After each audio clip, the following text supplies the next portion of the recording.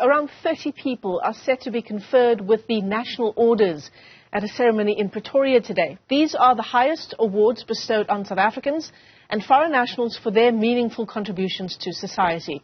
The awards include the Order of Mendi for Bravery, the Order of the Baobab, and the Order of Luthuli. For more on this, we're joined this morning by a heritage expert, Advocate Sonwabile Mancotywa, joins us via our video link this morning. Advocate, it's great to see you. Thanks very much for coming on.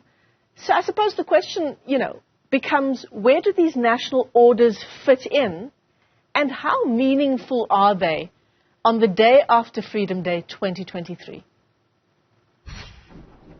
These awards are very prestigious awards because, as you have said, they happen a day after our Freedom Day celebrations. In other words, it's a validation of our freedom, to attest to our freedom, and then these are the people who have who qualify or who have such a legendary status in South Africa. As it also says, of course, that these are people with integrity. So they also they're very important in that regard.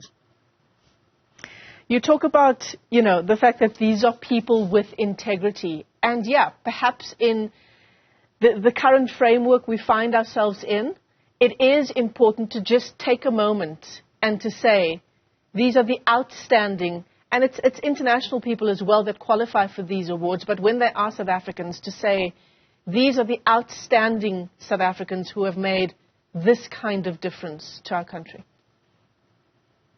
Yes, I was saying that it's also a validation of their work in different fields. But also, if you look at how these awards are named, I mean, the Baobab tree, Orders of Luthuli, Kamanga. These are important icons and then heritage symbols of South Africa. These are people with outstanding integrity in their work. They are also South African in nature. These awards how they've actually been named. So they're very much important. But also, if you look at the history of the awards themselves, they started with in a very small scale.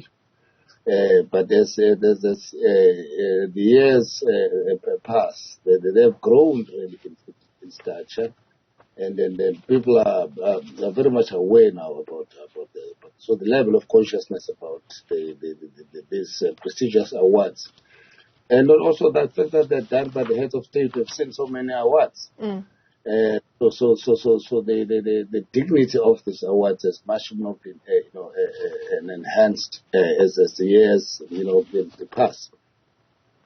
It gives us something to strive towards in a context where we need that, right, Advocate? We need something in our country to strive towards. But I wonder this morning if you feel that in many ways, what the President even had to say at his Freedom Day address this morning, some of the newspapers are reflecting on the fact that it may have been a bit out of place, that there is so much that we grapple with in our country, that the President's upbeat address yesterday felt a bit out of place, and perhaps the same can be said for the awards today. What would you say to people who have that kind of sentiment as we discuss the National Order ceremony today?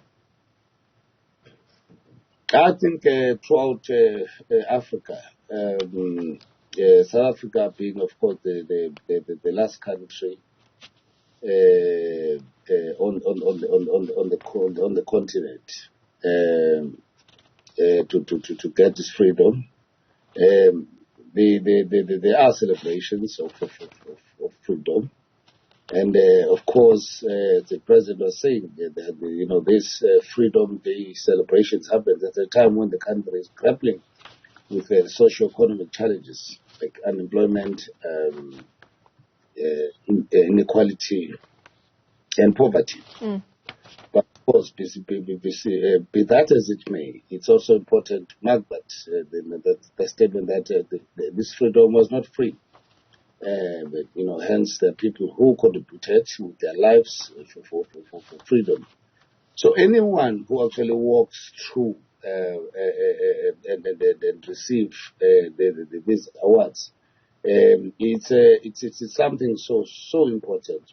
But also, if you look at the objections that have actually we've seen of the three the people or our Ds, and as a result the withdrawals also show that also people are participating on these awards. But some else as well, I think that is also caught the organizers napping is that the criteria by not being tight enough. Hence, I think there is an admission in that regard that the advisory council will now strengthen the criteria so that the issue of who qualifies or who does not qualify is something that is spelled out, and also there's some level of participation in that regard. So because now you can just nominate a person, but at the same time the criteria itself. Because these are prestigious awards, people with integrity. What does it mean? What does integrity mean in this process? But who qualifies? Who is excluded?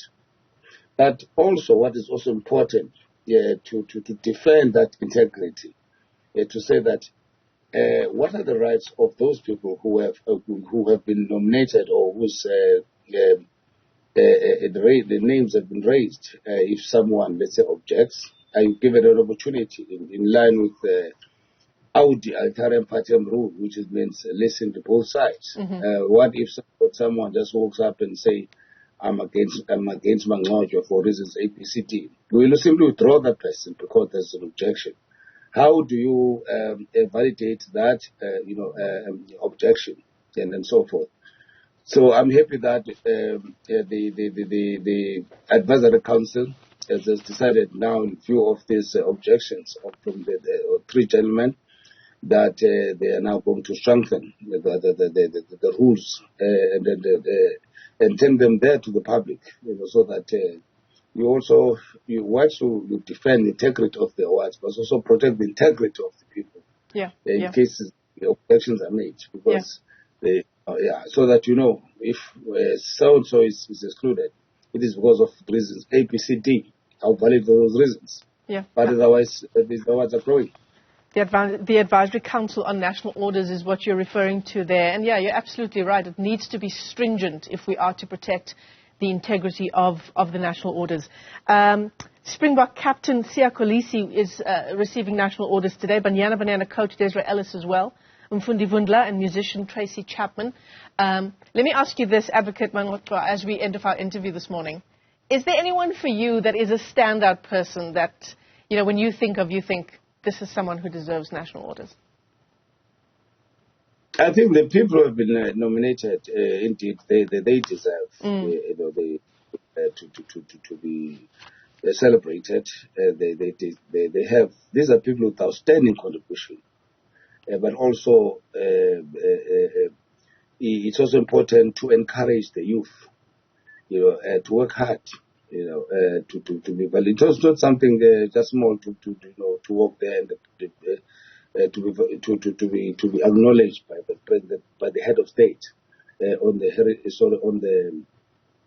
during the Freedom Day celebrations, the Freedom Month. So if you look at those people, Siya Kolisi, I mean, remember this is someone who came from the dusty streets in the township, and he actually has risen to become this important iconic figure in South Africa. What took these people, the values that actually shaped these people, and so forth. So it's an encouragement, and it's encouraging that we have such people. It means also that South Africans putting forward, very, very, inspiring names. But also it's important to inspire South Africans, more especially the youth, to work hard, to accomplish such a legendary status. It's very much important. But linked to that, it's also very important that these people are not just paraded to the president. That there's some form of you haven't received the award. What do you do? After that, I think the rules or the criteria or the policy will also maybe flush out that, because it's also important to say that how do you use these people? What contribution they further make after being the awardees to enhance a social cohesion in a society, that the topical issues that actually are there, like the gender-based violence, violence against women, and so forth, so that there is some form of message, that these people have, so that they actually assist in active citizenry. Certainly. Yeah.